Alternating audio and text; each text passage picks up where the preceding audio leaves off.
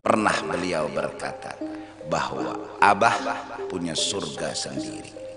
Abah mampu dan kawa memasukkan siapapun yang Abah inginkan untuk masuk ke dalam surga.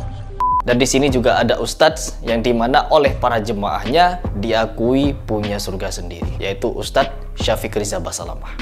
Ustadz berada di surga, kami tidak kelihatan. Ustadz, tolong cari kami Ustadz, ajak kami masuk ke dalam surga. Jemaahnya Ustadz Syafiq Riza Basalamah sudah ngeklaim kalau ustadznya memiliki surga. A'udzubillahi minasyaitonirrajim. Bismillahirrahmanirrahim. Teman-teman, di video ini saya ingin memberikan respon setelah beberapa hari ini saya fokus kepada Panji Gumilang. Sekarang di video ini saya ingin memberikan tanggapan terhadap beberapa atau banyaknya tanggapan atau komentar dari muhibbinnya Guru Sekumpul. Subhanallah, ya, subhanallah. Dan di sini teman-teman, saya ingin fokus kepada pernyataan dari Guru Zuhdi yang menyatakan punya surga sendiri, yaitu Abah Sekumpul bisa masukkan siapapun dari neraka ke surga. Dan di sini juga ada ustadz yang dimana oleh para jemaahnya diakui punya surga sendiri, yaitu Ustadz Syafiq Riza Basalamah. Nanti saya akan reaction videonya. Dan di sini teman-teman, kenapa saya ingin membahas ini? Saya tidak akan berhenti.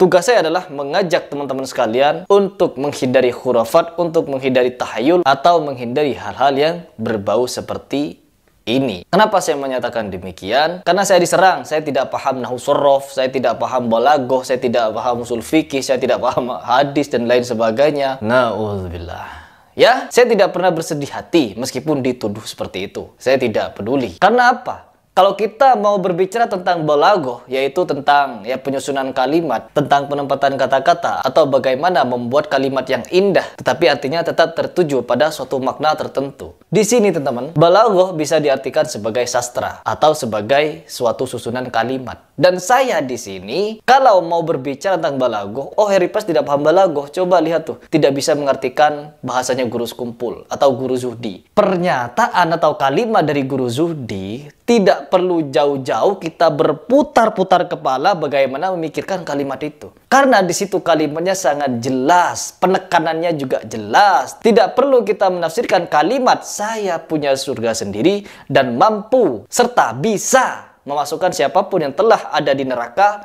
diurus masuk ke dalam surga. Tidak perlu puyeng-puyeng memikirkan hal itu karena bahasanya sudah tetap bahasa baku dan tidak perlu ribet-ribet mengartikannya. Karena apa? Kalau kita mau berbicara tentang syafaat, nah ini berbicara tentang syafaat, tentulah kita harus kembalikan lagi kepada Nabi Muhammad karena satu-satunya manusia yang bisa memberikan syafaat adalah Rasulullah. Meskipun orang-orang soleh, meskipun para ulama, kiai, sahabat, syuhada, hafiz Quran, bahkan anak yang soleh bisa memberikan syafaat, tetapi syafaat itu melalui baginda Rasulullah Sallallahu Alaihi Wasallam. Tidak ujuk-ujuk langsung syafaat itu turun teman-teman. Tidak seperti itu konsepnya. Syafaat ada aturannya. Kalau kita ingin mendapatkan syafaat, syaratnya apa? Ada dua, yaitu beriman, sebenar-benarnya iman, dan bertakwa. Apabila kita hanya berharap syafaat tanpa iman dan tanpa ketakwaan, maka itu omong kosong. Ya, omong kosong orang yang mengharapkan syafaatnya Rasulullah tetapi tidak mau beriman, sebenar-benarnya beriman. Kenapa saya menyatakan demikian? Karena banyak sekali orang yang munafik. Sejak zamannya Rasulullah, sejak zamannya para khulafaur rasyidin sampai sekarang banyak orang munafik, teman-teman. Seperti apa contoh orang yang munafik? Ini kalau kita jabarkan akan sangat luas. Tetapi di sini kalau kita ingin meyakini, ya, kalau seperti yang dikatakan Mbah Zuhdi, Guru Sekumpul punya surga sendiri dan mampu serta bisa masukkan siapapun dari neraka ke dalam surga, kita harus flashback. Jadi kalau kamu sebut mimpi ataupun secara nyata bertemu Rasulullah SAW itu mengandung khurafat, itu kamu harus mendatangkan dalil. Jangan tuduhan-tuduhan keji seperti ini kamu lontarkan kepada orang lain dengan subscriber yang luar biasa banyak itu untuk menyudutkan ulama, untuk menyudutkan panutan kami di Kalimantan. Begitu kita sampai ke nisan Rasulullah begini. Lihat Zaini datang begini, kuburnya bergerak.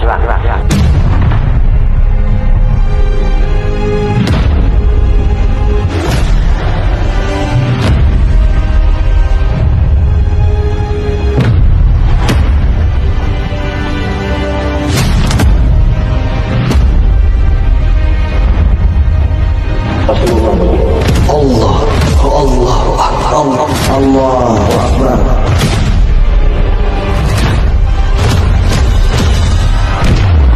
Keluarlah.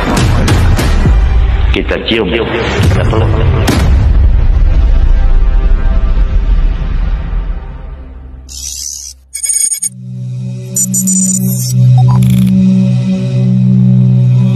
Setan tidak bisa meniru Nabi, tapi setan bisa ngaku-ngaku sebagai Nabi. Saya ulangi, setan tidak bisa meniru Nabi, tapi setan bisa ngaku sebagai Nabi. Contoh, saya ketemu dengan teman saya waktu saya di Papua, dia cerita, Firanda saya lihat Nabi. Bagaimana ceritanya? Hari pertama saya berkelahi dengan setan dalam mimpi. Terus hari kedua saya berkelahi dengan setan. Masya Allah, mukadimahnya bagus. Hari ketiga berkelahi dengan setan. Hari keempat saya bertemu dengan Nabi, dengan para sahabatnya. Oh, bagaimana ciri-ciri Nabi? Nabi wajahnya bersih bercahaya. Ada jenggotnya enggak? Enggak ada. Dia bukan Nabi. Itu Nabi liberal. Ada orang juga pernah mengaku bertemu dengan Nabi. Nabi bersahaja, Nabi berwibawa. Gimana ciri-cirinya? Rambutnya putih semuanya, jenggotnya putih. Tidak benar. Nabi waktu meninggal tidak punya uban, tidak sampai 20 helai. Itu bukan Nabi sallallahu alaihi wasallam. Oleh karena di zaman sahabat kalau ada orang mimpi ketemu Nabi, datang kepada sahabat, datang, wahai sahabat, saya mimpi ketemu Nabi. Kata sahabat tersebut, sifli ma ra'ait. Sifatkanlah apa yang kau lihat dalam mimpimu. Saya lihat begini-begini, itu Nabi, kata sahabat tersebut. Karena sahabat tahu tentang ciri-ciri siapa? Nabi sallallahu alaihi wasallam. Kita harus flashback kepada zamannya Rasulullah sallallahu alaihi wasallam. Rasulullah sallallahu alaihi wasallam pun tidak bisa memberikan syafaat kepada orang yang tidak beriman dan tidak bertakwa. Takwa saja tidak cukup tanpa dasari iman yang kuat. Iman saja tidak cukup tanpa dilandaskan juga dengan ketakwaan. Artinya, kedua hal ini harus berjalan bersamaan, dan tentunya agar bisa berjalan bersamaan, orangnya harus berakal sehat. Ya, kenapa saya menyatakan akalnya sehat? Kalau kita ingin mencerna apa yang dikatakan oleh Abah Zuhdi atau Guru Zuhdi itu, kalau dia mengeklaim punya surga sendiri dan mampu serta bisa masukkan siapapun dari neraka ke surga, artinya dia sudah melangkahi kemampuan Nabi Muhammad. Karena Nabi Muhammad pun, saya akan berikan suatu kisah kepada kalian semua, ketika ada seorang umat Nabi Muhammad meminta syafaat di padang mahsyar, dia mencari-cari Nabi Muhammad, teman-teman. Tetapi dia hanya bertemu dengan Nabi Adam. Ya, ketika dia bertemu dengan Nabi Adam, di situ dia minta syafaat kepada Nabi Adam. Dan Masya Allahnya apa? Nabi Adam tidak dapat memberikan syafaat kepada orang itu. Lalu orang itu mencari syafaat lain kepada Nabi Musa, kepada Nabi Nuh, sampai kepada Nabi Isa. Dan apa kata Nabi Isa? Temuilah Nabi Muhammad. Ya, datangilah Nabi Muhammad. Karena hanya Nabi Muhammad yang mampu memberikan syafaat. Lalu orang itu datang kepada Nabi Muhammad untuk meminta syafaat. Lalu apa yang dilakukan Nabi Muhammad? Nabi Muhammad bersujud kepada Allah Subhanahu wa taala dengan seraya berkata, "Ya Allah, masukkanlah umat-umatku atau umatku ini ke dalam surgamu." Nabi Muhammad masih menyatakan seperti itu. Karena apa? Nabi Muhammad tidak ngeklaim punya surga sendiri. Surga milik Allah. Dan kita hanya tinggal di sana. Bukan berarti kalau kita tinggal di sana bisa bebas. Sebebas-bebasnya kita ngajak siapapun ke surga. No, konsepnya tidak seperti itu. Karena memang ada hadis, semua umatku akan masuk ke dalam surga, kecuali yang enggan. Dan hadis ini tidak boleh dipenggal, teman-teman. Hadis ini tidak boleh dipenggal di pertengahan itu, tetapi harus dilanjutkan sampai selesai. Yaitu sahabat bertanya kepada Rasulullah, siapakah orang yang enggan itu ya Rasulullah? Rasulullah menjawab, yaitu mereka yang akan masuk surga karena mentaatiku. Dan mereka yang tidak taat kepadaku, maka merekalah yang enggan. Artinya apa? Di sini syafaat tidak bisa dibuat main-main. Ya, orang yang bisa masuk ke dalam surga bukan mereka, siapapun orang tersebut bisa kita masukkan ke dalam surga sesuka hati kita. Karena apa? Orang yang enggan ikut dan taat kepada Rasulullah, maka mereka adalah orang yang tidak mau masuk surga. Apakah kita mau memaksa mereka masuk surga? Tentunya tidak bisa. Prioritas hak untuk memasukkan siapapun ke dalam surga adalah milik Allah Subhanahu wa taala. Tetapi di situ guru sekumpul menyebutkan musuh-musuhnya. Apakah guru sekumpul tahu takar keimanan musuh-musuhnya? Bagaimana kalau musuh-musuhnya melakukan sihir? Bagaimana musuh-musuhnya kalau melakukan kemusyrikan? Bagaimana kalau musuh-musuhnya itu adalah orang kafir? Bagaimana kalau memang musuh-musuhnya adalah orang muslim tetapi ingkar kepada Rasulullah? Artinya apa? Tidak taat dan tidak ikuti hadis yang tadi, yaitu orang-orang yang enggan tidak taat kepada Rasulullah. Tidak mungkin orang yang tidak taat kepada Rasulullah, Allah akan masukkan orang tersebut ke dalam surga. Akan tetapi apabila orang itu memiliki iman sekecil biji zarah pun, maka orang tersebut akan dimasukkan kelak ke surga. Namun setelah dosa-dosanya tertebus lunas di dalam neraka. Begitu. Setiap kelakuan, setiap perbuatan, setiap dosa akan dipertanggungjawabkan di hadirat Allah Subhanahu wa taala, teman-teman. Kecuali orang tersebut melakukan taubatan nasuha dan tunduk serta patuh kepada ajaran Nabi Muhammad SAW. Ada kriterianya orang yang bisa menerima syafaat itu, ya. Tidak bisa orang sembarangan bisa menerima syafaat. Ini tiba-tiba ada orang yang dikultuskan sebagai wali kutub, rajanya para wali, saingannya Syekh Abdul Qadir Al-Jailani dan lain sebagainya, bla bla bla. Tetapi apa? Memiliki sifat dan perkataan yang takabur, ujub. Ujub artinya apa, teman-teman? Yaitu merasa diri, mentang-mentang. Begitu. Ini tidak dibenarkan oleh Rasulullah. Tidak boleh seperti itu sebagai umat yang katanya cinta kepada Rasulullah. Karena Rasulullah pun di dalam memberikan syafaat bersujud kepada Allah, memintakan ampun kepada umatnya untuk dimasukkan ke surganya Allah. Bukan seenak dan sekehendak Nabi Muhammad. Karena seluruh nabi daripada Nabi Adam sampai kepada Nabi Muhammad, mereka semua tidak pernah ngeklaim bisa masukkan siapapun ke dalam surga, termasuk Nabi Muhammad. Kalau kita mau berkaca kepada 25 nabi, ada kisahnya Nabi Nuh, di mana Kan'an mati dalam kondisi kafir dan dijanjikan neraka. Banyak sekali keluarga dan sanak familinya para nabi, tetapi mereka memiliki tempat tinggal di neraka, teman-teman. Dan Nabi tidak mampu memberikan syafaat kepada mereka. Bagaimana mungkin umat zaman akhir ujuk-ujuk bisa memasukkan siapapun yang di neraka ke surga? Ini namanya ujub, takabur, dan sombong. Halu. Gak terima saya bilang halu. Tarik kembali kata-katanya. Klarifikasi. Allah. Kalau tidak mau kita mengambil sejarah dari Nabi karena Nabi ketinggian, apalagi yang di bawah, tentunya tidak akan bisa menyaingi kemampuan Nabi Muhammad. Ya sudah, kita ambil pelajaran dari Sayyidina Umar. Karena kemarin saya sudah menyebut Sayyidina Umar, tetapi saya tidak menceritakan kisah lengkapnya. Sekarang saya akan berikan kisah lengkapnya. Di mana Sayyidina Umar ini adalah seorang sahabat yang telah dikatakan oleh Rasulullah, Umar adalah seorang yang dijanjikan surga oleh Allah Subhanahu wa taala. Umar adalah ahli surga. Umar pasti masuk surga. Ini kata Rasulullah SAW. Tetapi Sayyidina Umar, teman-teman, tidak pernah sombong kalau dia punya surga. Bahkan pada di ujung hayatnya Sayyidina Umar, pernah dia itu berkeluh kesah bahwa dia khawatir akan menutup usianya dalam kondisi kemunafikan, teman-teman. Sayyidina Umar masih risau hatinya, takut dirinya terpleset pada jurang kemunafikan. Ini Sayyidina Umar masih warok, tidak sombong, padahal kata Nabi Muhammad yang menjamin Sayyidina Umar ini masuk surga adalah Nabi Muhammad. Tetapi Sayyidina Umar tidak pernah sombong kalau dia punya surga, dan mentang-mentang sebagai Khulafaur Rasyidin, siapapun kalian mau masuk surga, ikuti aku. Hei kalian musuh-musuhku, nanti akan aku masukkan ke surga. Sayyidina Umar tidak pernah mengucapkan hal ini. Bahkan masih takut kelak terpleset pada kemunafikan. Sayyidina Umar masih takut. Oke teman-teman, tidak perlu panjang lebar. Saya di sini ingin mereaction satu video yang dimana video ini sempat membuat saya nangis ketika mendengar pernyataan dari Ustadz Syafiq. Bismillahirrahmanirrahim. Allah. Yang ini bukan pertanyaan, tapi permohonan, Ustaz. Assalamualaikum, Ustaz. Kami sangat mencintai saudara-saudara kami sesama Muslim, terutama yang hadir di sini, termasuk Ustaz. Tolong lihat wajah kami, Ustaz. Pandang dengan seksama. Kalau nanti Ustaz berada di surga, kami tidak kelihatan, Ustaz. Tolong cari kami, Ustaz. Ajak kami masuk ke dalam surga sampai kepada Allah bahwa kita pernah duduk di majlis yang sama. Ini yang saya maksud tadi. Kalau jemaahnya Ustadz Syafiq Riza Basalamah sudah ngeklaim kalau ustadznya memiliki surga. Dan ingat teman-teman, saya di sini tidak pernah berkiblat ke ulama ini, ulama itu, ulama ini, ulama itu. No. Barang siapa ulama tersebut berpegang kepada Quran dan As-Sunnah, maka kita wajib mentaatinya. Tetapi apabila ulama tersebut sudah keluar dari jalur lintasan Quran dan As-Sunnah, maka kita wajib juga, maka kita diperbolehkan untuk berlepas tangan darinya. Karena apa? Ulama bukan cuma satu orang, tetapi banyak.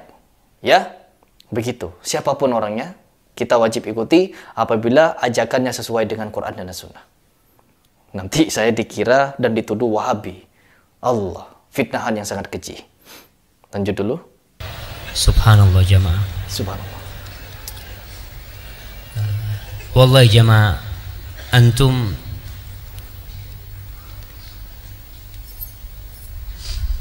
tidak tahu dengan dosa-dosa ana. Allah. antum bisa seneng sama anak kayak gini, mandang karena Allah menutupi dosa-dosa. Allah.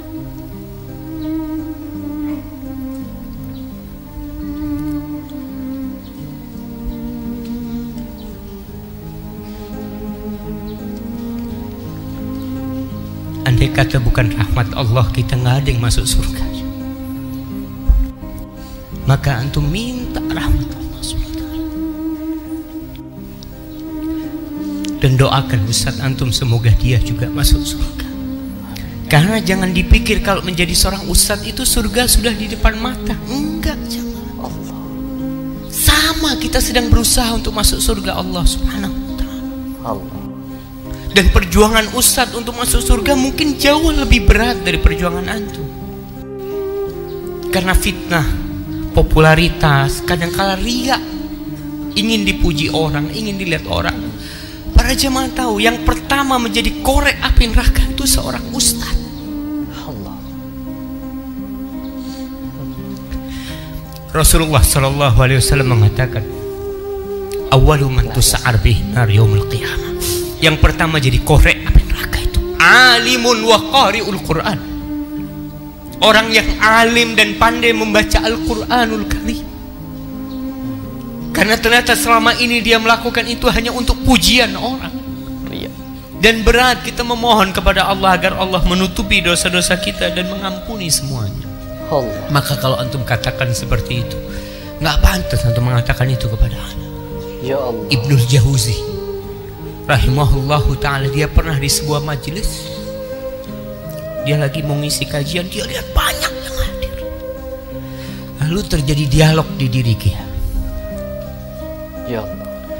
Ada yang mengatakan kepada dia, kaifa inna jahaulai wa halak. Gimana kiranya kalau semua yang kau dakwain semuanya masuk surga dan kau tidak masuk surga? Gimana nanti? Padahal kata Ibnul Jauzi, pernah datang di majelis ana 10.000 orang. Di antara ada yang menangis, ada yang masuk Islam, macam-macam orang tobat di tangan. Tapi gimana kiranya kalau mereka masuk surga dan kau masuk neraka? Maka Ibnul Jauzi cuma bisa memohon kepada Allah Subhanahu wa ta'ala. Wallahi jemaah, kita saling mendoakan. Kita saling mendoakan. Antum husnudzon kepada anak karena antum tidak tahu dengan dosa-dosa anak. Dan semoga Allah menutupi dosa-dosa kita. Hadza wallahu a'lam. Amin ya Allah. Saya tersentuh di mana Allah menutupi dosa-dosa kita dan masih berpikir kalau kita itu tidak pantas untuk masuk ke surga. Jadi teman-teman, saya di sini sebagai seorang muslim hanya ingin mengingatkan bahwa kita ini sebenarnya tidak mampu apa-apa, tidak punya apa-apa. Hidup di dunia ini kita tidak punya apa-apa. Ya, dan kita akan mati dalam kondisi tidak membawa apa-apa. Bahkan di akhirat pun kita tidak punya surga kecuali dengan rahmat Allah Subhanahu wa ta'ala. Bahkan kadang kita jangankan memberikan syafaat kepada orang lain, kepada diri kita pun Allah